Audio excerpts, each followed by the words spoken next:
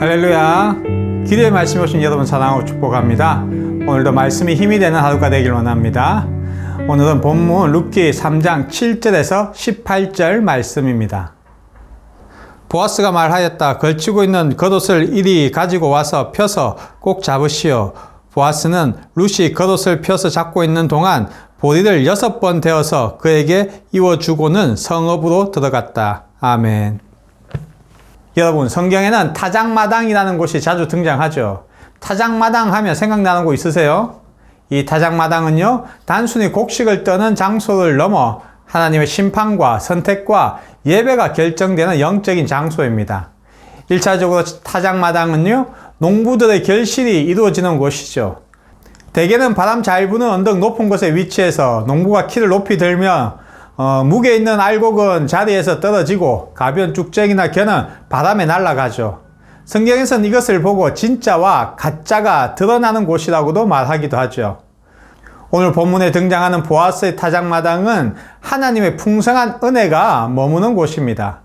여기서 우리는 중요한 영적 원리를 볼 수 있죠. 타작마당에서 쏟아진 그 놀라운 은혜의 시작은요, 다름 아닌 룻의 순종이라는 첫 단추를 통해 끼워졌다는 점입니다. 오늘 우리는 룻과 보아스 그리고 6번의 보리를 통해 순종이 어떻게 하나님의 그 거대한 구원의 역사와 맞물려 돌아가는지 함께 살펴보길 원합니다. 먼저 룻의 순종을 살펴보겠습니다. 나오미는 룻에게 한밤중에 보아스의 타작마당으로 내려가서 보아스의 발치 이불을 들고 누우라고 했습니다. 당시에 이스라엘에는요, 고엘 제도라는 게 있었죠. 이것은 구약 성경에 나타난 아주 독특한 제도였습니다. 이 제도는 가까운 친척이 경제적 사회적 위기에 처했을 때 그를 대신해서 짐을 져주는 사회보장 제도라고 보시면 이해되실 것입니다. 이 제도는 친척이 가난해서 조상 대대로 내려오는 땅을 팔았을 때나 또 친척이 빚 때문에 종으로 팔려갔을 때 그 어려움을 함께 해결해 주는 제도였습니다.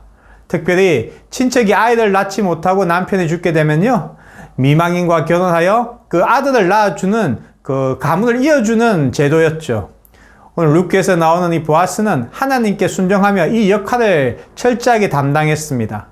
그래서 룻은 나오미의 그 가까운 친척 중인 바로 보아스에게 자신의 몸을 맡기도 했던 거죠. 그런데 여기서 우리가 신중하게 생각해야 할 것이 있죠.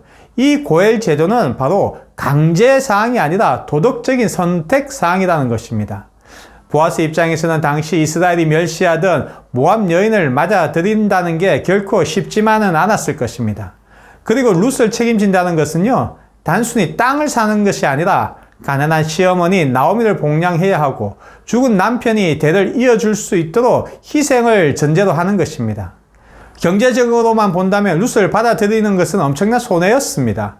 만약 보아스가 이런저런 이유로 룻을 거절했다면 밤에 타작마당으로 찾아온 룻의 명예는 땅에 떨어지고 베들레헴에서 아마 부도덕한 여인으로 손가락질 받으며 쫓겨났을 것입니다.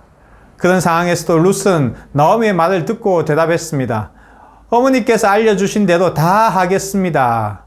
이 말은 단순히 시어머니가 시키니까 하는 수동적인 순종이 아닙니다. 이방 여인이었던 룻이 이스라엘의 하나님, 그분의 날개 아래로 완전히 자신의 몸을 던지겠다는 신앙적인 결단이었죠. 이처럼 신앙은 내 머릿속에 계산기를 두드리는 것이 아니죠. 내가 이렇게 하면 더 큰 이익이 생길까? 괜히 순종했다가 손해만 보는 거 아닐까를 따지는 것은 순종이 아닙니다. 진짜 순종은 하나님의 선하심을 믿고 결과가 불확실한 캄캄한 한밤중에도 그분이 말씀하신 자리로 발을 내딛는 용기입니다. 하나님은 순종으로 그 첫 발을 떼는 그분의 자녀들을 기뻐하시며 저와 여러분을 하나님의 나라로 인도하실 것입니다. 두 번째 보아스의 순종을 한번 살펴보겠습니다. 잠결에 깬 보아스는 깜짝 놀랐죠. 웬 여인이 자기의 발치에 누워 있는 겁니다. 자세히 보니 룻입니다. 당시 보아스는 베들레헴에서도 상당한 재력가였습니다. 유대 정성에 따르면 보아스는 당대 영적 지도자로서 타락한 사사시대 속에서도 하나님을 따르는 신앙인이었습니다. 보아스는 룻의 기업을 물은다는 것이 자신의 재산을 쏟아 부어야 하는 경제적으로 명백한 손해라는 걸 잘 알고 있었죠. 그러나 보아스는 주저하지 않고 자신이 기업을 물을 책임을 잘 이행하겠다고 했죠. 이 보아스의 순종은 바로 책임지는 순종입니다. 그는 율법의 문구에 갇혀 있는 것이 아니라 율법의 핵심인 하나님의 사랑을 그의 삶으로 실천했습니다. 이렇게 우리가 하나님의 역사를 기대하면서 누군가의 아픔을 내 아픔으로 여기고 그를 도와주기 위해서는요, 기꺼이 내 손해를 감수하는 행동이 따라와야 합니다. 마음만 있는 것이 아니라 기도하겠다는 말만 하는 것이 아니라 그의 아픔을 내 삶으로 끌어와서 내 손해를 감수하고 내 권리를 기꺼이 포기하며 그 사람의 짐을 대신 지는 것입니다. 우리가 이렇게 할 수 있는 이유는요, 바로 우린 예수님을 따르는 그리스도인이기 때문입니다.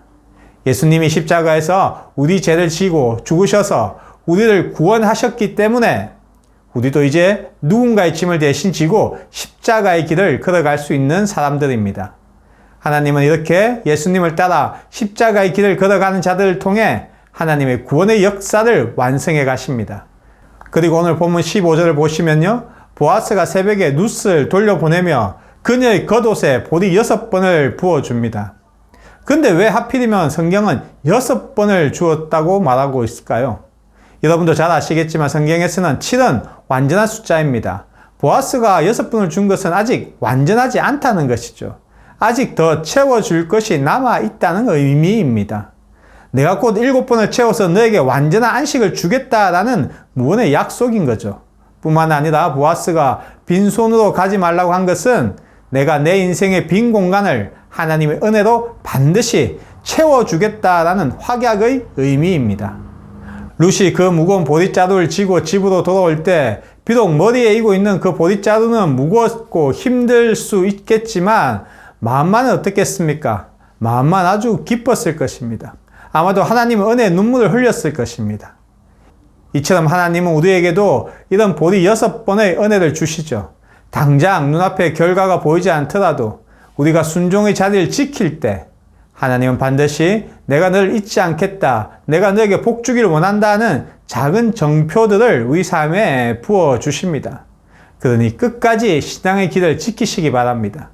하나님은요, 우리에게 날마다 복 주시고 더 주시기를 원하시는 분이시죠. 하나밖에 없는 아들 예수 그리스도를 우리를 위해 십자가에 달리게 하신 그분께서 어떻게 우리에게 복 주시기를 멈추시겠습니까? 사랑하는 길교회 가족 여러분, 지금 어렵고 힘든 시간을 보내고 계신가요? 하나님이 보릿자루의 그 마지막을 다 채울 때 하나님의 놀라운 일들이 저와 여러분의 삶에 드러날 것입니다. 그날까지 인내하며 기도하고 순종하는 저와 여러분이 되시길 바랍니다. 여러분의 손에 들려진 그 보리 6번의 약속을 통해 하나님은 오늘도 쉬지 않고 저와 여러분을 위해 일하시는 분임을 깊이 깨닫는 축복이 있으시길 함께 기도합니다. 여러분 오늘도 힘내세요. 함께 기도합니다.